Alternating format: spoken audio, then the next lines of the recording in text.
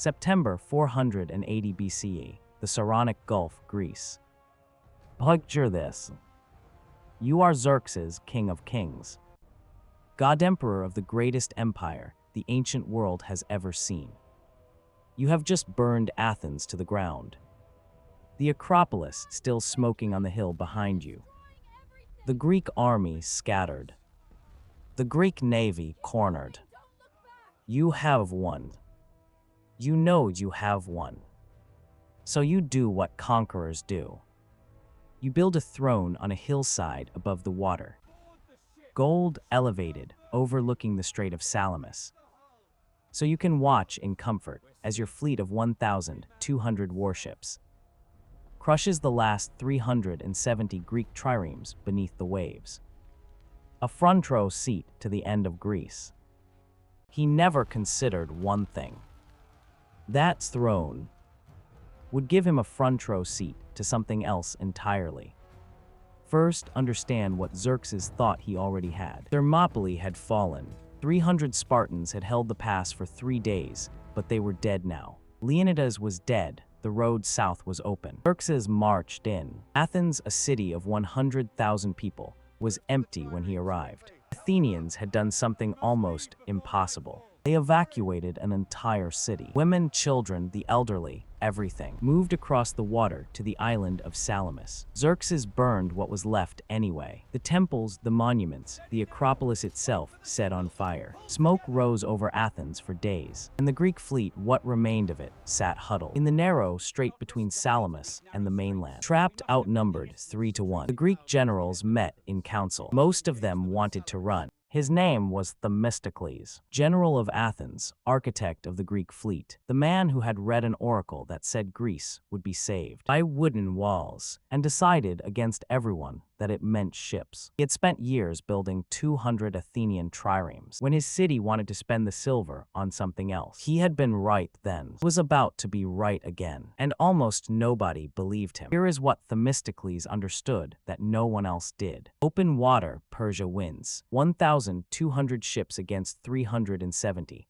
The math doesn't lie. Open water, the Greek fleet gets surrounded and destroyed before sunset. But narrow water, everything changes. The Strait of Salamis was barely a mile wide, tight, shallow in places, full of currents that Greek sailors knew, and Persian sailors didn't. In that channel, 1,200 ships don't fight like 1,200. Thermopylae, a narrow pass on land. Salamis, a narrow strait on water. The same geometry, a different battlefield. Themistocles had seen it. Now he had to make it happen. There was just one problem. Persian fleet hadn't entered the strait yet. They were anchored at Phalerum Bay, waiting in no rush, and the Greek generals were still arguing about running away. So Themistocles did something that sounds completely not to gather information. Give it.